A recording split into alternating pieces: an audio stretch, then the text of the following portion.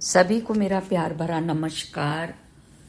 मैं संतोष वैश्य, blessing team Chicago से। खुर्शीद भावनगरी द्वारा लिखी the laws of spirit world book के हिंदी ट्रांसलेशन जीवात्मा जगत के नियम का प्रस्तुत है ऑडियो नंबर 30। पिछले ऑडियो में हमने जाना, विस्पी और रतु ने बताया स्वचलित लेखन के बारे में।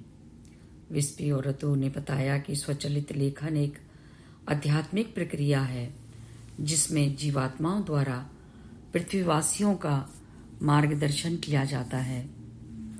विस्पी और रतु ने जीवात्मा जगत की विस्तृत जानकारी देते हुए बताया कि पृथ्वीवासी भी मनुष्य के रूप में एक जीवात्मा है। पृथ्वी पर हर एक व्यक्ति का यही अस्तित्व है और हर एक के पास एक नहीं 3 शरीर होते हैं, मानवीय, अवकाशी और जीवात्मिक शरीर। अब आगे की जानकारी करते हैं।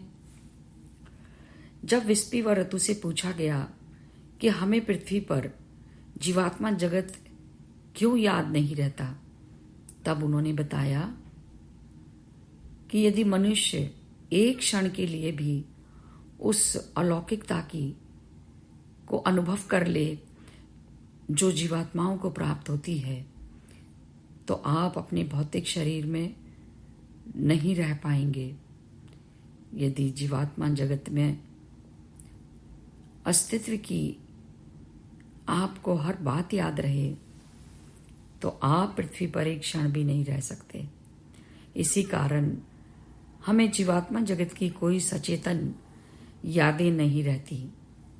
यह आपकी परीक्षा भी है कि बिना किसी प्रत्यक्ष सबूत के आपको ईश्वर पर और मृत्यु के बाद के जीवन पर विश्वास है या नहीं।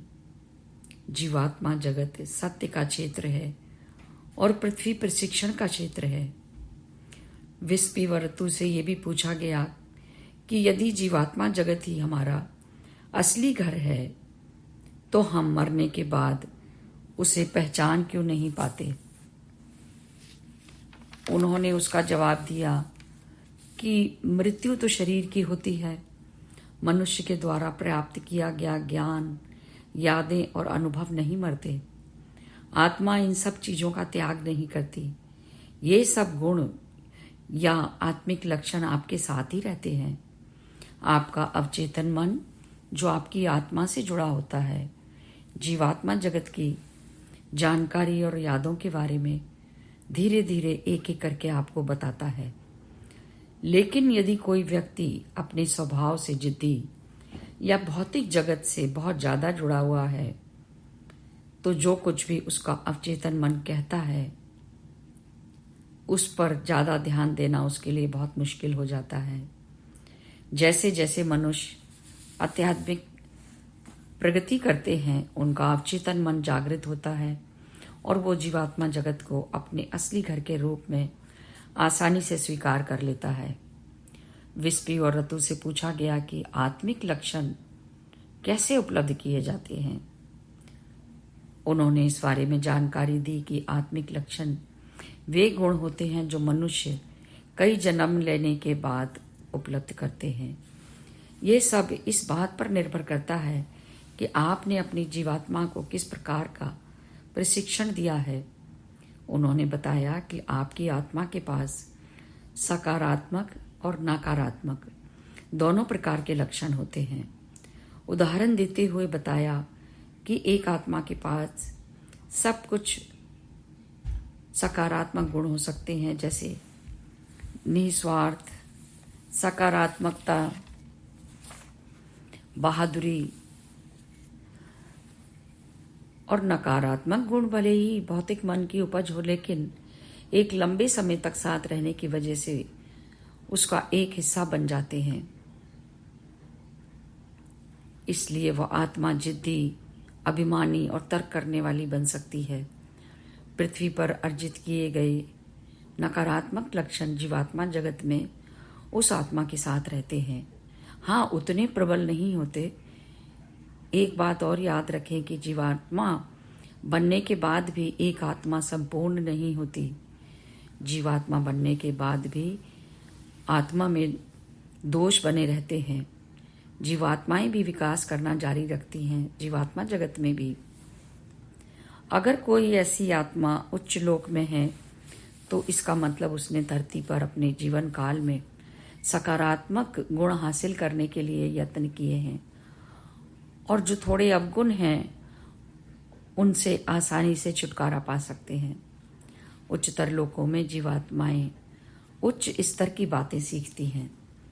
जब विस्पी और रतु से यह पूछा गया कि मान लीजिए किसी व्यक्ति को मरने के बाद ये पता होता है कि वो निम्नतम लोक में जाने वाला है, तो वो वहाँ क्यों जाएगा? तब उन्होंने स्पष्ट किया कि अच्छी आत्मा अपने आप ही अपने लोक में पहुंच जाती है, क्योंकि अच्छी आत्माओं को उस शांति के बारे में पता होता है जो उनकी प्रतीक्षा कर रही है। बहरहाल निम्न स्तरीय आत्मा निम्न लोक में नहीं जाने का विकल्प चुन सकती है। निम्नतर लोकों में जाने से बचने के लिए वह आत्मा अपने अवकाशी रूप में रह सकती है, जिन्हें प्रेतात्माओं के नाम से भी जाना जाता है।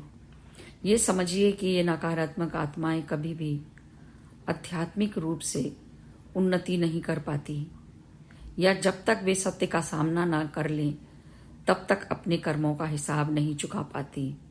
कभी न कभी उन्हें अपने कर्मों का फल भोगना ही पड़ता है और जीवात्मा जगत में जाना पड़ता है। जितना अधिक समय वो अपने अवकाशी रूप में व्यतीत करती हैं, उनके नकारात्मक कर्म बढ़ते जाते हैं। इस प्रकार न्याय हमेशा किया जाता है।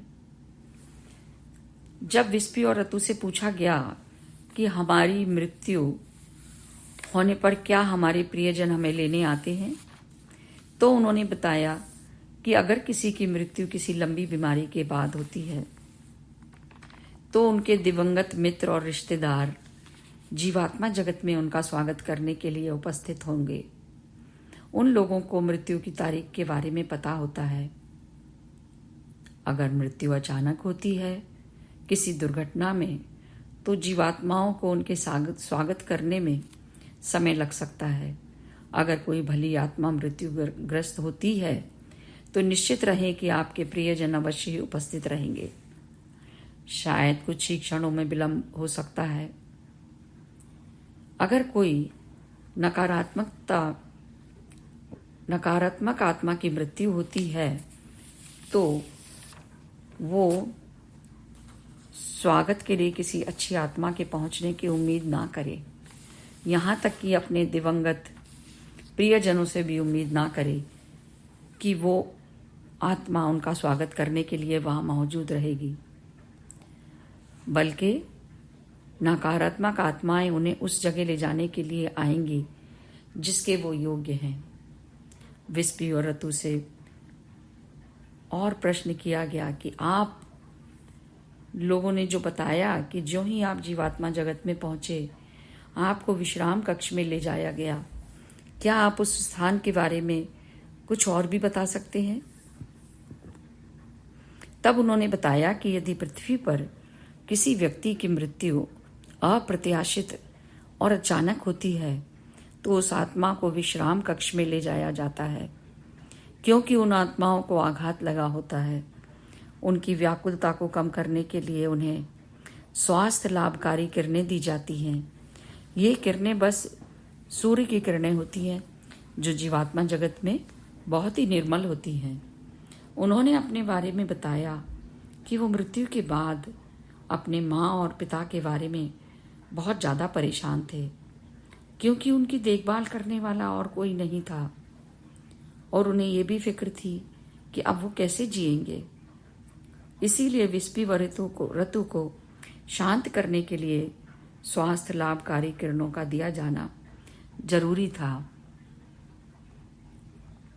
उन्होंने बताया इसी प्रकार आघातग्रस्त अथवा व्याकुल आत्माओं को शांत करने के लिए सदमे से बाहर लाने के लिए उन स्वास्थ्य लाभकारी किरणों का दिया जाना बहुत जरूरी होता है, जिससे वे अपने नए परिवेश में हर चीज पहचानने और उसके अनुसार काम करने में सक्षम हो सकें।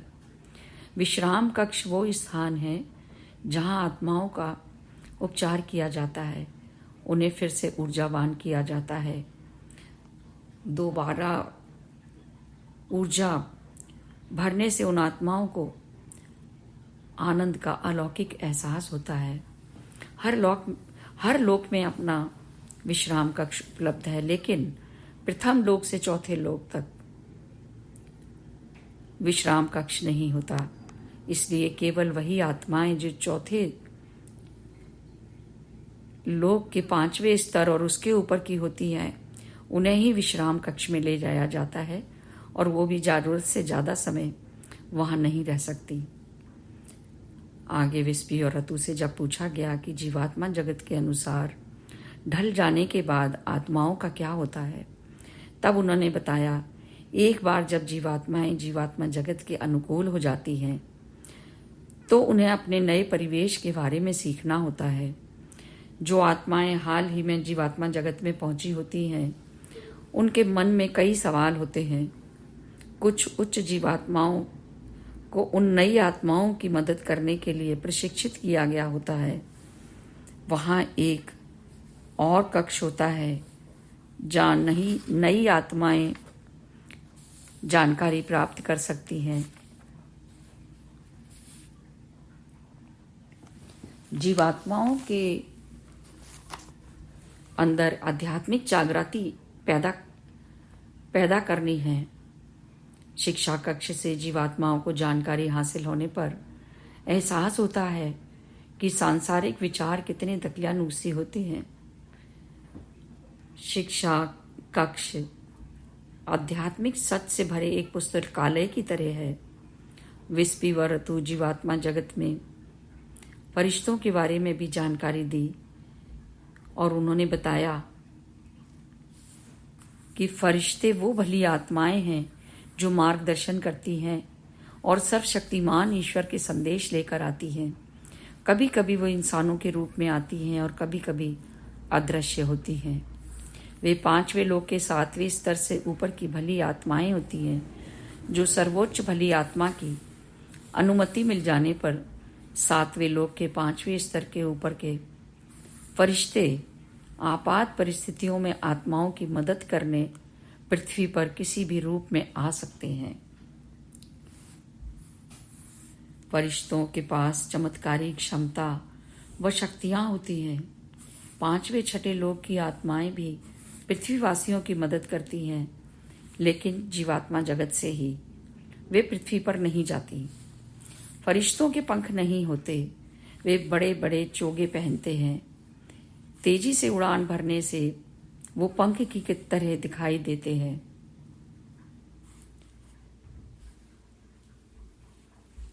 यहीं मैं अपनी वाणी को विराम देती हूँ।